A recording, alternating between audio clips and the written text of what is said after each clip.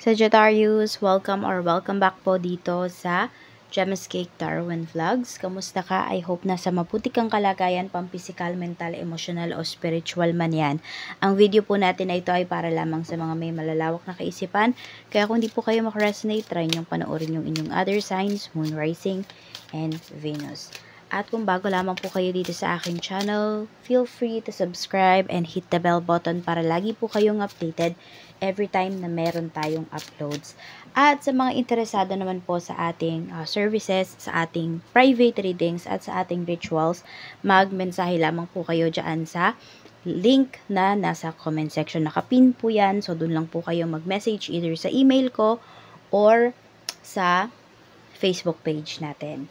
So, meron din tayo ditong this is Evil Eye Amulet Necklace and ang ating Tiars Bracelet. So, para saan nga ba yan? Pangontra po yan sa kulam, barang, sumpa, sa mga nahingit po sa inyo, sa mga nag-i-evil eye. Ayan. Saan pa ba? Sa aksidente, malakihang aksidente, pangontra po yan. Pampaswerte po yan sa love life, sa career, sa business, sa health, sa visa, sa mga visa po ninyo, mga papers na nilalakad po ninyo.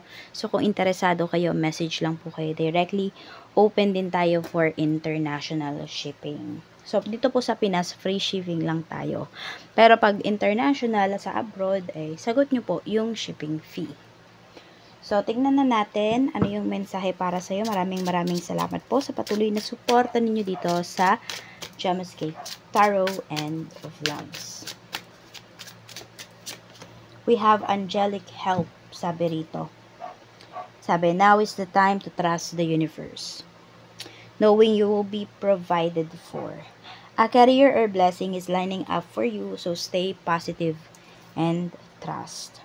Pay attention to the signs your angels are sending you right now. So, meron ako nakikita mga balat. Hindi ko alam kung yun ba ay chicharon. Ayan. So, yung iba po sa inyo, I don't know, pwedeng, yun ba ay pwedeng business ninyo or maging business ninyo. Try nyong pag-aralan. Meron din ako nakikita dito mga balat ng saging. So, ano ba yung pwede nyong gawin doon? Maging innovative kayo. For some of you naman po, pwedeng may mga taniman ba kayo ng mga saging. Tignan natin, ano pa yung mensahe for you, Sagittarius. So, ayan po, may mga signs, no, na binibigay po sa inyo ngayon. So, watch out for that signs. Pwedeng kayo mismo yung humingi. Some of you naman, yung mga nangyayari talaga sa life ninyo, yung mga nakikita ninyo is already a sign from the universe.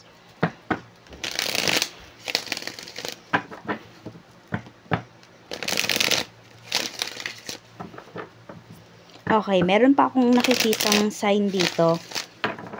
Hindi ko rin alam kung ito ba ay business ninyo, pero kandilang puti.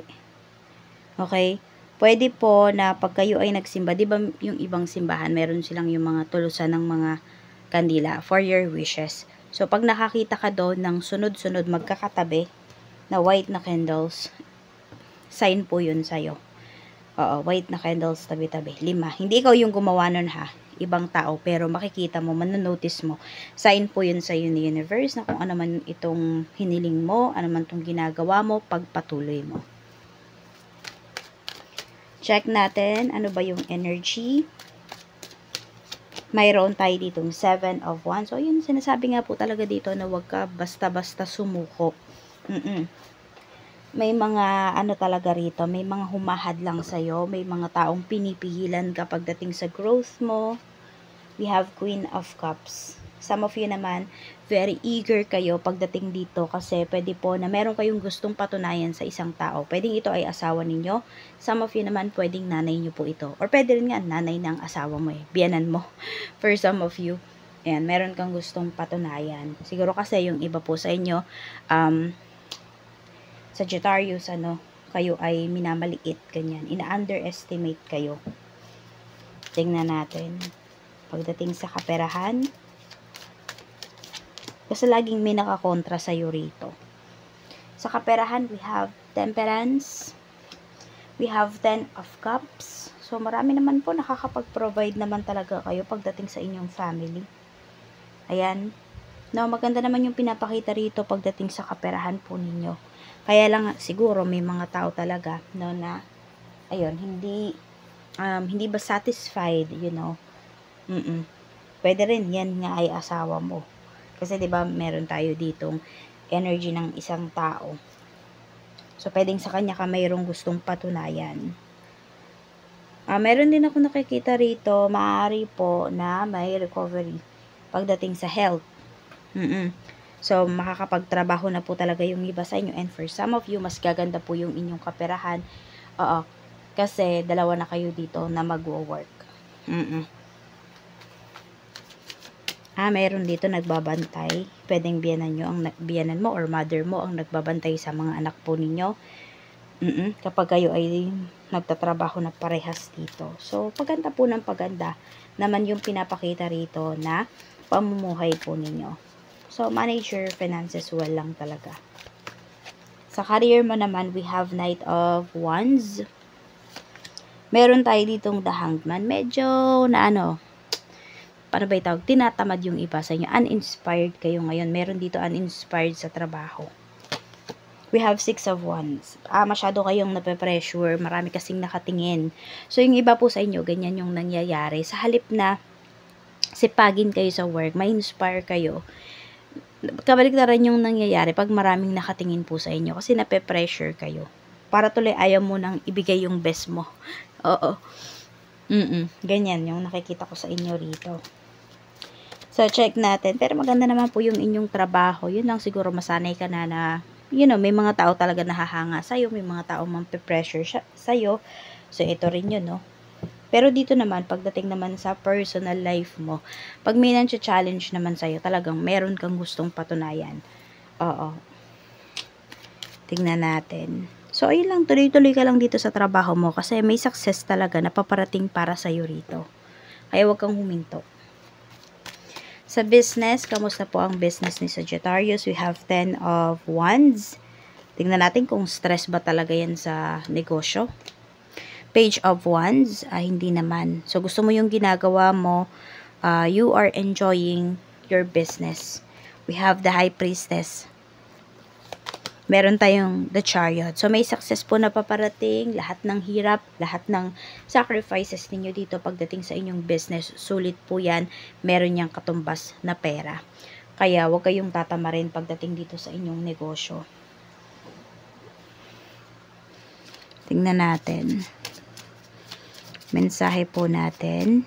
So, nakikita ko rin pala rito, no, may makakatulong sa business mo. Pwedeng ito ay mentor. Some of you naman, pwedeng investor po ito. So, pag-aralan nyo din kung may nag-o-offer na ganyan. Or kung naiisip ninyo na, pwede kaya tayo magpapasok ng investor dito sa business natin. Sa love life naman, meron tayo ditong addiction. Tignan natin. Ano yung energy na to, Spirit Guide? For Sagittarius. 10 of Swords. Okay. So, kung ano man po yung bad habits ng person mo, hindi pa rin talaga yun nawawala.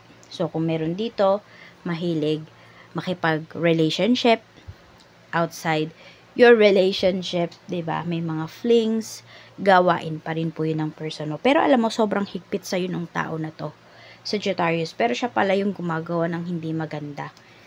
Puro yung pag-uusap ninyo dito. I don't know kung nag-uusap pa kayo eh. May matino pa ba kayong pag-uusap? Kasi pwedeng lagi siyang nauuwi sa meron dito sakitan physically, meron naman po dito verbal abuse. 'Yun, parang puro pagalit na eh. Yung eksena, yung mga sinasabi. Masyado nang malalim. So, ayan. Pero hindi ka hahayaan ng taong to na makawala sa kanya eh. So, this is your karmic partner. Kung gusto mo na may pagbabago sa life mo, makawala ka rito sa toxic relationship na to, ang kailangan mo lang talagang gawin is i-cut totally yung taong to or yung may mga connection sa tao na to as in. Kung gusto mong makamove forward, gusto mong bumalik sa dati, 'di ba, yung sigla ng buhay mo, yun yung kailangan mong gawin.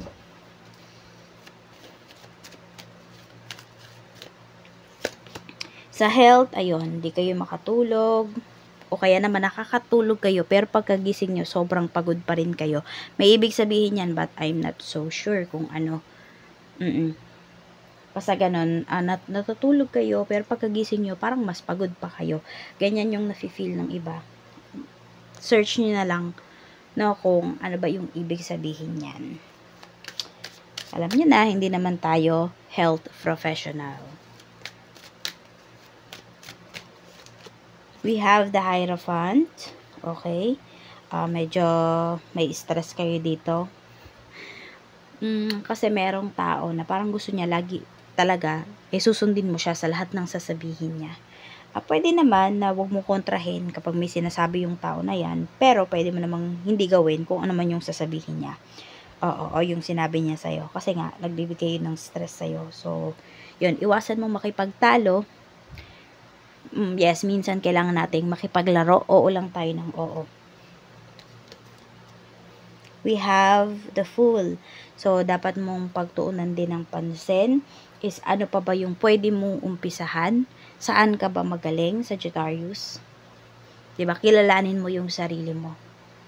Okay lang yan, yung iba po sa inyo, pwedeng may mga bagay na ile-let go kayo na masasabi mo, teka, kapag nilet go ko yung bagay na to, parang magsisimula na naman ako sa umpisa. Pero okay lang yun, diba? Kung mas magiging maganda naman talaga yung pamumuhay mo. Diba? At mas makakakilos ka ng maayos. So, ayan lang po. Maraming salamat. At kung nakaabot kayo dito sa part ng video natin na to, Sagittarius, mag-wish ka na 3 wishes lang pagdating sa kaperahan sa career mo. Sa business, pwede rin. Okay, mag-wish ka na.